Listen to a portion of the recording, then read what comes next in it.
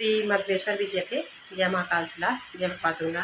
तो कैसे हैं आप सब लोग? आशा करती हूँ आप सभी लोग स्वस्थ होंगे, मस्त होंगे, व्यस्त होंगे और खुश होंगे।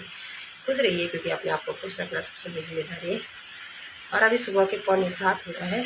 यहाँ पे कल रात 1:30 बजे से लगातार बारिश आ रही है और 1:30 बजे से बहुत, जिसको कहते हैं ना, मूसलाधार बारिश हो रही है। तो कल जब हम खेत से वापस आए थे तो उसके बाद मैंने खाना बनाया था। बच्चों के कपड़ों पे प्रेस की थी, मतलब दोनों ड्रेस पे 4 जोड़ी कपड़ों पे प्रेस की थी मतलब। और उसके बाद खाना बनाया, खाना खाया, बर्तन धोए और उसके बाद लगा के मैंने बालों में मेहंदी। और ये देखो माँ सज चुकी है मेहंदी के लिए। और 1:30 बजे से यहाँ पे लगातार मूसलाधार बारिश हो रही है। बारिश इतनी तेज़ हो रही है, जो छत के मेन होल है वहाँ से पानी जा ही रहा है, लेकिन छत के चारों तरफ से पानी फिर भी टपक रहा है। इतना पानी जमा हो गया छत में। अभी मैं छत में पानी खोलने गई थी और बारिश की आवाज़ फिर ज़्यादा हो गई। अभी थोड़ी देर पहले कम हुई थी। तो आप बने रहिए पूरी वीडियो में। मैं नाश्ता बनाने के पहले देखते हैं, अगर मौसम स्कूल जाने लायक होगा तो चले जाएंगे, नहीं होगा तो जैसे जैसे होता जाएगा उससे जैसे आप लोगों से बात होती जाएगी। और अभी सुबह के 9:30 बज रहे हैं। सारा काम निपटा दिया है, सफाई, नाश्ता बना दिया था, नहाना धोना हो गया है, कपड़े वगैरह धो दिए। चाय बनाते हैं और नाश्ता करते हैं, उसके बाद करते हैं आप लोगों से बात। अभी लाइट तो है नहीं, देखते हैं कब तक चलती है बैटरी भी।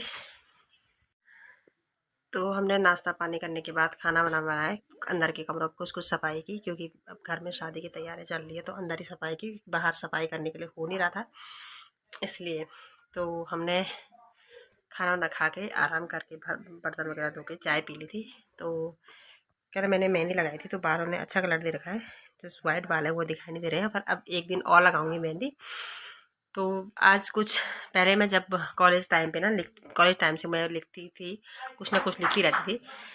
कभी कुछ कहानियाँ जो भी मेरे समझ में आती थी हिंदी भाषा में लिखती रहती थी, कविताएं, जो भी कभी कभी ख्याल आ जाता तो लिखने लग जाती थी। तो जब से शादी हुई तो शादी के बाद तो लिखना बंद हो गया था। बंद तो नहीं हुआ था, लेकिन शादी जब बच्चे हो गए ना तो बच्चों की जिम्मेदारी आ गई थी, तो लिखना मैंने बंद कर दिया था। तो आज सफाई करते वक्त मुझे डायरी मिली, मतलब जो डायरी में लिखी थी वो डायरी मिली। तो उसी डायरी के कुछ पन्ने हैं जो आप लोगों से शेयर कर रही हूँ, तो आप देखिए। सबसे पहले मैंने डायरी लिखना शुरू किया था 2005 में। डेट तो पता नहीं कहीं होगी कि नहीं होगी। तब मेरा फ़ोन नंबर ये हुआ करता था, काफ़ी टाइम तक ये फ़ोन नंबर मेरे पास रहा। और परिचय तो कुछ ज़्यादा नहीं लिखा हुआ है, कुछ कविताएं हैं जो लिखी हैं, कुछ शायर हैं। और इसमें से मुझे सबसे अच्छी कविता कभी ये लगती थी तो कभी ये लिखी थी। मतलब ये मेरे दिल की बातें हैं जो कभी कभी लिख जाती थी।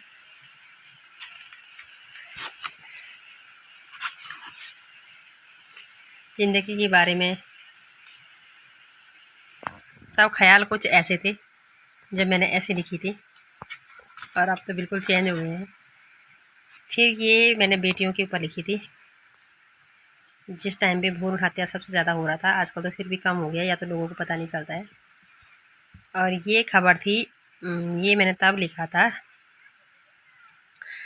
2002 में। एक खबर आई थी कि चीन में मतलब नवजात शिशु को मारा जा रहा है, नवजात शिशु का मांस खाया जाता है। तो ये खबर मैंने तब लिखी थी जब मुझे बहुत अजीब सा लगा था। पर मैंने ये दूसरी डायरी में लिखी थी, तो यहाँ जो मुझे अच्छा लगा तो मैंने इस डायरी में यहाँ लिख दिया था। और बेटी के रूप में मैंने ये लिखा था, अधूरी सी ज़िंदगी। इसको मैं थोड़ा आप लोगों को पढ़ के सुनाती हूँ। लिया जन्म बेटी के रूप में, खुशियाँ रही अधूरी सी, आंखें खुली तो ओंठों पर हंसी रही अधूरी सी। और यहाँ पे मैंने फिर बाद में चेंज कर लिया था, लगाया सीने से एक बेटी ने तो प्यास रही अधूरी सी। पर इसको मैंने फिर बाद में करेक्शन करके ऐसे लिखा था, लगाया सीने से एक बेटी ने ही तो बेटे की आस रही अधूरी सी। यानी माँ भी एक बेटी है, और माँ अपनी बेटी को गले, एक बेटी दूसरी बेटी अपनी बेटी को गले लगा रही है, और पापा भी एक बेटे हैं, और वो बेटे की जो उनकी आस थी वो अधूरी रह गई है। कुछ बड़ी हुई तो क्या हुआ, आस रही अधूरी सी, जो चाहा था मिल ना पाया, चाहत रही अधूरी सी।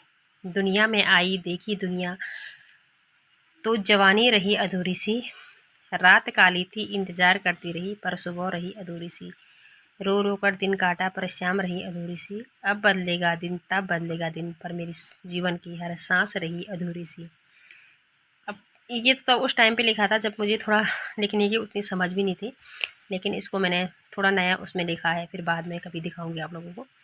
जैसे किसी समंदर में कश्ती रही अधूरी सी, इस दुनिया में आकर भी मेरी हस्ती रही अधूरी सी।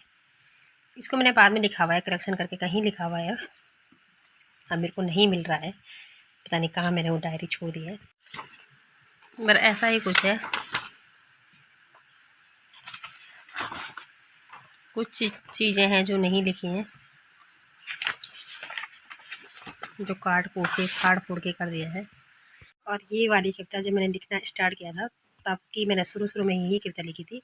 कलम भरी जज्बातों से सतरंगी बरसात लिखूं, बादल काले हल्का कोहरा कोई पुरानी बात लिखूं, थम थम कर निकले हैं आंसू हंस हंस कर जज्बात लिखूं, खाली दिल है लम्हे भारी कोई तो मैं बात सौगात लिखूं, तुम मेरे सिर्फ ख्यालात हो फिर भी तुम्हारी बात लिखूं, अजीब कसमकस में जीती हूँ पतझड़ के जज्बात लिखूं, भीड़ बहुत है चारों ओर अपनी तन्हाई की बात लिखूं, तुम्हें देखा है सिर्फ ख्यालों में फिर भी तुमसे जुड़ी कोई बात लिखूं। डायरी के पन्ने खोलते ही याद आ जाती है अपने पुराने दिनों की। कॉलेज टाइम पे लिखा था, लिखने के लिए तो मैं अभी भी लिखती हूँ, लेकिन उतना टाइम नहीं मिल पाता है क्योंकि एक बार सोच के लिख दिया फिर उसमें दोबारा कोई लाइन जुड़ती है, दोबारा कुछ करेक्शन करना होता है, सही करना होता है, उसको नहीं ऐसा नहीं होना था, तो उसमें टाइम लग जाता है। फिर तब तक पहली वाली जो लाइन याद आती है वो भूल जाते हैं, क्योंकि घर परिवार में ऐसे उलझे हुए हैं कि निकलना भी चाहें और अपने लिए टाइम निकालना भी चाहें